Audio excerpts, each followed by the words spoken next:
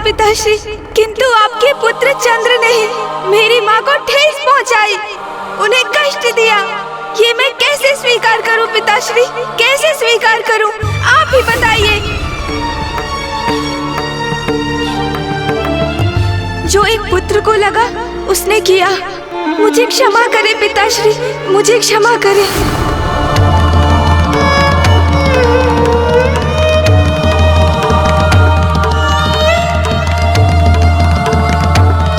गणेश कुछ भी सुनने और समझने को तैयार क्यों नहीं हो रहा है? क्या कारण है कि पिताश्री के शब्द भी उसे प्रभावित करने में अक्षम हो रहे हैं? ओम नमः शिवाय। ओम नमः शिवाय। भौम के क्रोध का यह अतिरेक उचित नहीं। यदि वो शांत नहीं हुआ तो उसके क्रोध का कोई दुष्प्रभाव सृष्टि पर अवश्य होगा। अग्निदेव, आपका पूर्वाभास सत्य का रूप लेकर हमारे समक्ष आ ही गया। इतनी प्रसन्नता, इतने आनंद के बाद इतनी प्रतिकूल और इतनी दुखदायक घटना अंततः घट ही गई। किंतु देवराज, मैं ये समझने में असमर्थ हूं कि चंद्रदेव को गणेश जी का उपहास करने की क्या आवश्यकता थी। वरुण देव,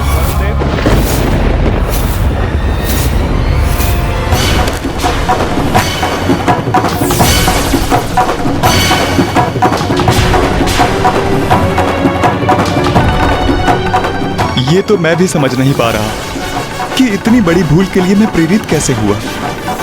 आपके इस मनोहर रूप पर जिसकी भी दृष्टि पड़ेगी चंद्रदेव, वो कलंकित हो जाएगा, कलंकित हो जाएगा।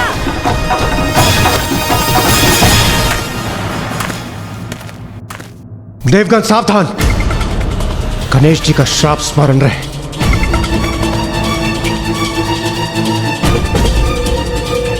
चंद्रदेव, आप और यहां? तो मैं क्या करूं इंद्रदेव, आप ही बताएं, ये कैसी विडंबना है। मैं भी तो एक देवता हूं, किंतु अब प्रथम पूज्य गणेश जी के श्राप उपरांत देवताओं के मध्य मेरी उपस्थिति वांछित नहीं। आप ही बताएं, क्या करूं देवराज, कहां जाऊं मैं?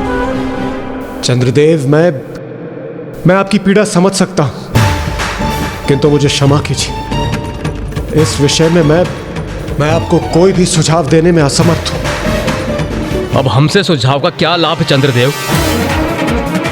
आपने तो पूर्व में कोई विचार नहीं किया था ना। आपको तो पूर्व में विचार करना चाहिए था।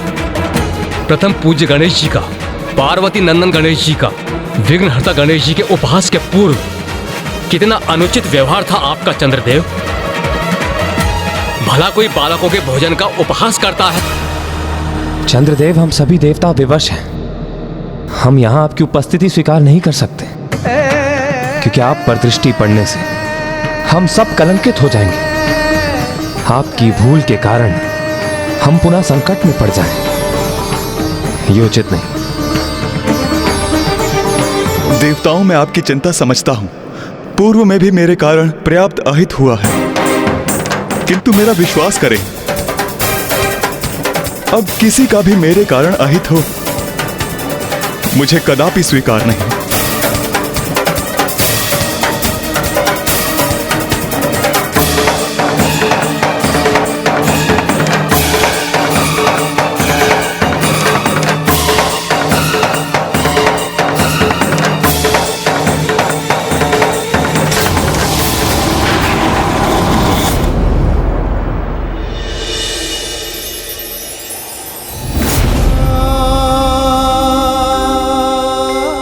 ये मैंने स्वयं को कैसे संकट में डाल दिया है। जिनसे मुझे स्नेह है उन्हीं के लिए अहितकर हो गया हूं मैं।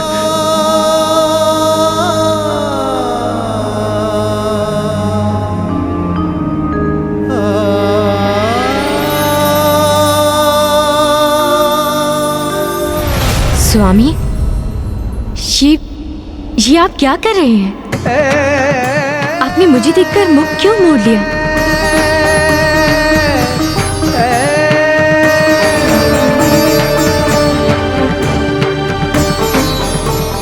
स्वामी। नहीं रोहिणी, वहीं रुक जाइए। मेरे निकट आने की भूल ना करें। मैं आपसे विदा लेने आया हूं, मुझे वहीं से विदा कीजिए।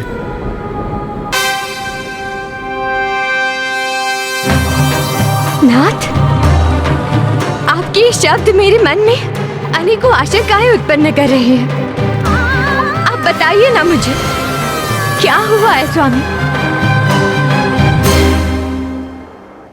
मैं श्रापित हो गया हूं रोहिणी।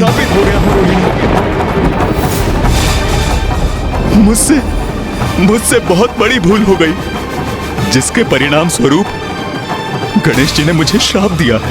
आपके इस मनोहर रूप पर जिसकी भी दृष्टि पड़ेगी चंद्रदेव, वो कलंकित हो जाएगा, कलंकित हो जाएगा, कलंकित हो जाएगा।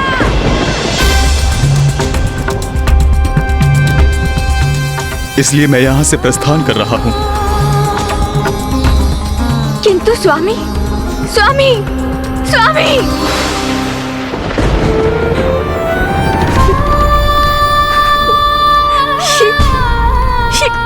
कैसा अनर्थ हो गया?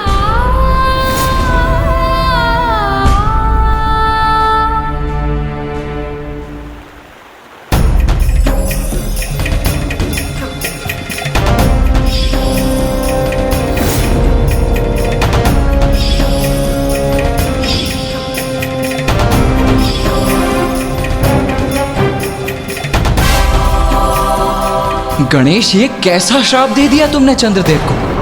भैया, आप मुझसे ही प्रश्न कर रहे हैं, किंतु क्या मैं आपसे एक प्रश्न पूछ सकता हूँ? हाँ अनुज, अवश्य पूछ सकते हो। तो बताइए भैया, यदि आप मेरे स्थान पर होते, यदि आप माँ को पृथ्वी पर अचेत अवस्था में देखते और आपको ये ज्ञात होता कि उनकी इस अवस्था के कारण आपके प्रति उनका अगाध स्नेह है, आपके हित की चिंता है और उसी कारण हमारी माँ को इतना अपार कष्ट हुआ है, और जब आपको ज्ञात होता कि उस अवस्था को उत्पन्न कराने वाला दोषी कौन है, तो क्या आप उसे क्षमा कर देते? बताइए मुझे, क्या करते आप भैया? मेरी माँ को कष्ट पहुंचाने वाले दोषी को मैं अवश्य कठोर से कठोर दंड देता गणेश। तब तो मैंने जो किया वो भी उचित था ना भैया? मैं सर्वथा निर्दोष हूँ।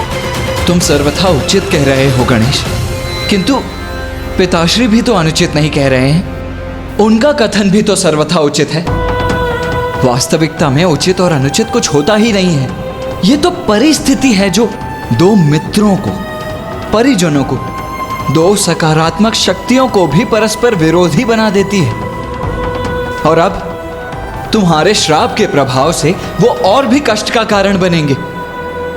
अपने परिवार के साथ साथ समस्त सृष्टि के अहित का कारण बनेंगे वो।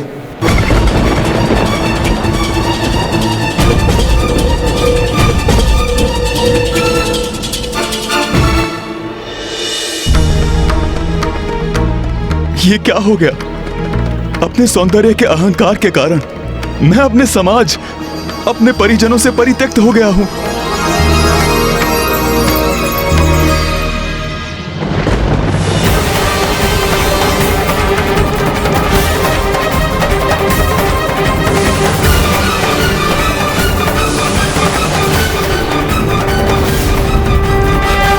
आपके इस मनोहर रूप पर जिसकी भी दृष्टि पड़ेगी चंद्रदेव, वो कलंकित हो जाएगा, कलंकित हो जाएगा, कलंकित हो जाएगा। ये पुष्प मेरे कारण मुरझा गए।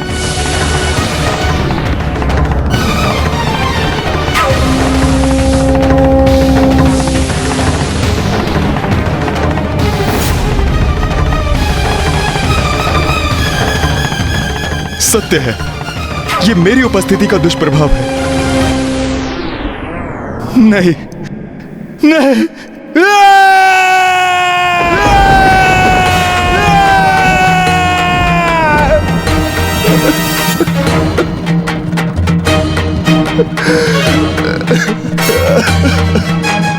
जो कुछ भी मेरे समक्ष है वे सब मेरे कारण ही कलंकित हो रहे हैं। ये सर्वथा अनुचित है। इतना बड़ा कलंक मैं स्वयं पर नहीं ले सकता, नहीं ले सकता मैं। अब तो मैं किसी को भी अपना मुख नहीं दिखा सकता। क्यों किया मैंने ऐसा? प्रथम पूज्य विघ्नहर्ता श्री गणेश के साथ ऐसा अनुचित आचरण क्यों किया मैंने? अब अपने इस दोषपूर्ण आचरण के कारण मैं सभी के लिए अदर्शनीय, वर्णहीन और अत्यंत मलिन हो गया हूं।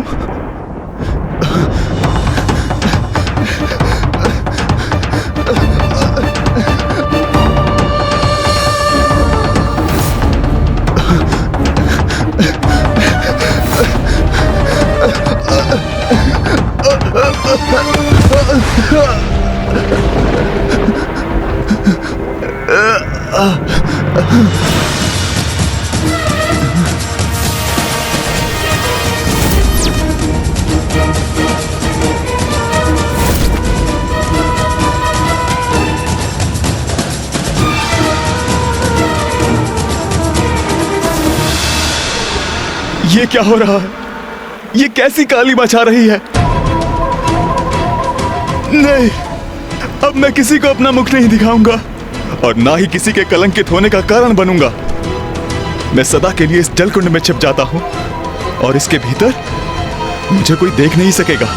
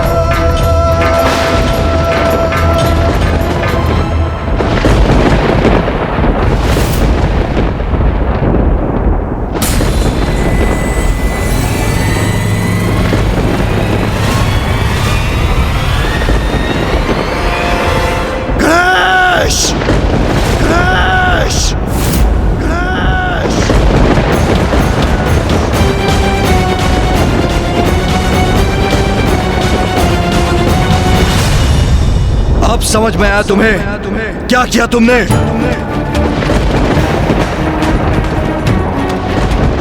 मैं तो माँ के साथ था पिताश्री। मैंने कुछ भी तो नहीं किया है। गणेश! पिताश्री, प्रतीत होता है चंद्रदेव अपना स्थान छोड़कर कहीं और प्रस्थान कर गए हैं। ये तो सर्वथा उचित है। अति उत्तम है भैया। पिताश्री, अब चंद्रदेव के आपके शीश पर उपस्थित ना रहने से, उनकी कांति खो देने से हम बिना कलंकित हुए आपके दर्शन करने के लिए मुक्त है। हमारी समस्या का समाधान तो स्वतः ही हो गया। हमारा परिवार अब पुनः कुशल है। ये गणेश को क्या हुआ? सदा अन्य सभी की चिंता करने वाला मेरा पुत्र अचानक कितना कठोर कैसे हो गया? पुत्र, जो तुम कर चुके हो उसके प्रभाव के बारे में एक बार गहनता से मंथन करो। जाओ पुत्र।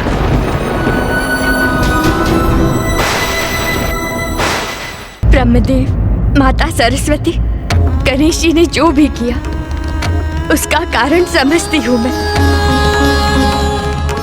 मेरे स्वामी चंद्रदेव ने भूलवश माता पार्वती को कष्ट पहुंचाया, किंतु स्वामी सभी की दृष्टि से ओझल हो गए। अब तो उन्हें गए भी कई दिवस गुजर चुके हैं। किसी को भी ज्ञात नहीं है कि वो कहाँ है। देवी रोहिणी, गणेश के लिए उसके माता पिता ही सर्वोच्च हैं। तो गणेश, जो अन्यथा निष्कपट और सरल और कोमल हृदय बालक है, अपनी माता को कष्ट में देखकर उसका क्रोध जागृत होना भी स्वाभाविक है। प्रभु, मैं केवल अपने स्वामी के लिए विनती करने यहाँ प्रस्तुत नहीं हुई हूँ। तनिक विचार कीजिए, चंद्रदेव से रिक्त संपूर्ण सृष्टि असंतुलित हो जाएगी।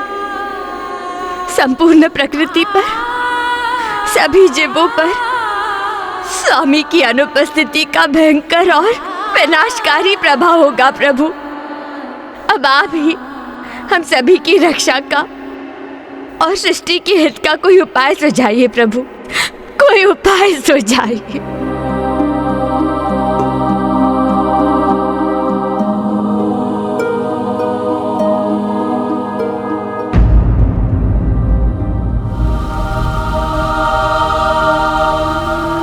क्या मैं अपने स्वभाव के विपरीत वास्तव में हठ पर अड़ गया हूँ? और ये जो मुझे बार बार क्रोध का आभास हो रहा है, इसका कारण क्या है? पिताश्री उचित कहते हैं, मैंने क्रोधावास में ही चंद्रदेव को शापित कर दिया। किंतु क्यों? क्या कारण हो सकता है इसका? ओम नमः शिवाय। ओम नमः शिवाय।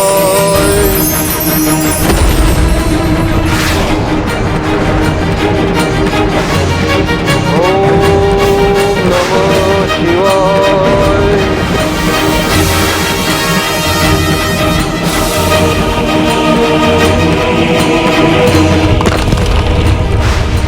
यहाँ भौम के तप के कारण उसके शरीर से उत्पन्न हुई उग्र ऊर्जा में निरंतर वृद्धि हो रही है। उसकी उग्रता भी बढ़ती जा रही है। ओम नमः शिवाय। पिताश्री, मुझे समझ में आ गया है कि ये मेरे भीतर क्रोध स्वाभाविक नहीं है। आप देवादिदेव महादेव हैं, सभी का मार्गदर्शन करते हैं। आप ही मेरे इस क्रोध को शांत करने के लिए मेरी सहायता कीजिए।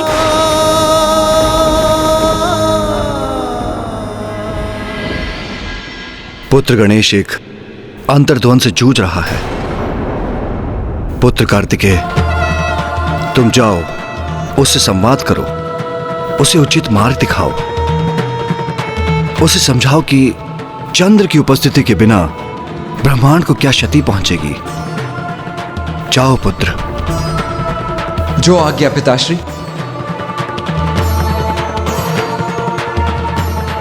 हम पे कृपा कीजिए प्रभु, कोई सुझाव सुझाइए।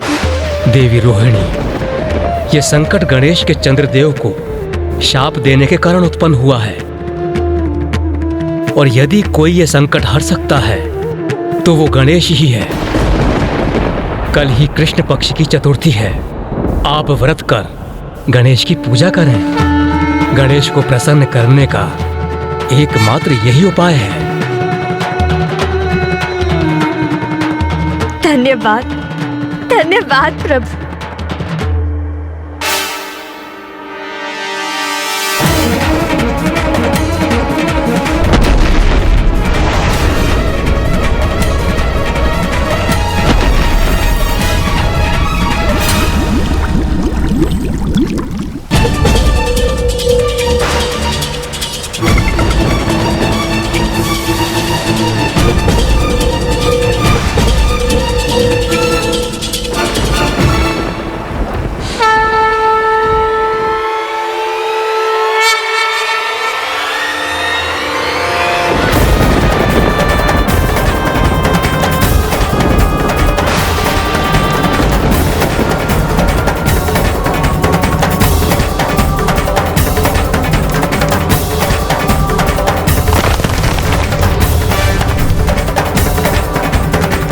देखा अनुज गणेश, चंद्रदेव की अनुपस्थिति के कारण ही संपूर्ण सृष्टि में ऐसी भयंकर उष्मता उत्पन्न हुई है।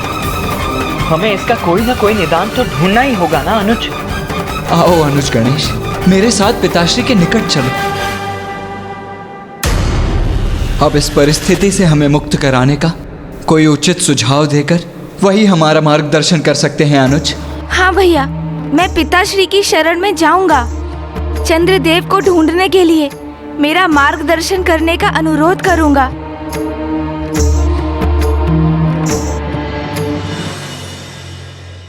इस संकट से मुक्ति का मार्ग जो ब्रह्मदेव ने हमें बताया है, उस पर अड़िग रहूंगी मैं।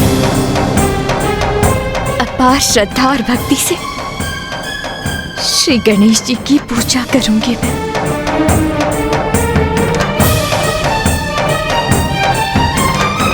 देवी रोहिणी, प्रथम पूज्य गणेश जी को प्रसन्न करने हेतु हम सब देवता भी इस पूजा में आपके साथ सम्मिलित होंगे।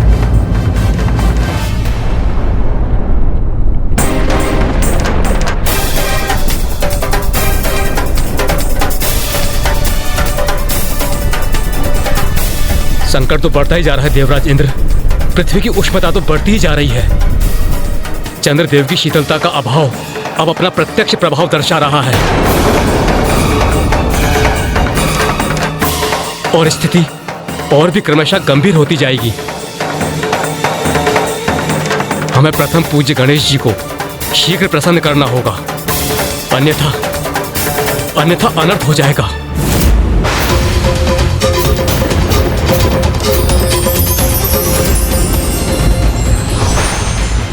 भक्ति की शक्ति से हम किसी भी समस्या का समाधान पा सकते हैं। बस आवश्यकता है पूर्ण समर्पण की।